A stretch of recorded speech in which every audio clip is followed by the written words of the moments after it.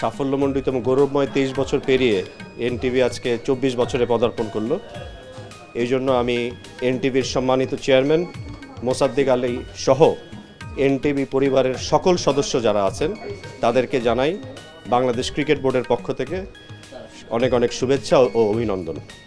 আপনাদের যে স্লোগান সময়ের সাথে আগামীর পথে, এনটিভি বরাবরই আমরা দেখেছি তারা সময়ের সাথে চলেছে এবং আগামীর পথে তারা আমাদেরকে ঠিক যেভাবে এনটিভির এই যাত্রা সুন্দর ছিল এবং সুস্থ বিনোদনের মাধ্যমে যেভাবে মানুষের হৃদয়ে এনটিভি জায়গা করে নিয়েছে এবং আগামীতেও এইভাবেই তাদের যাত্রা চলমান থাকবে এই আশাবাদ ব্যক্ত করছি।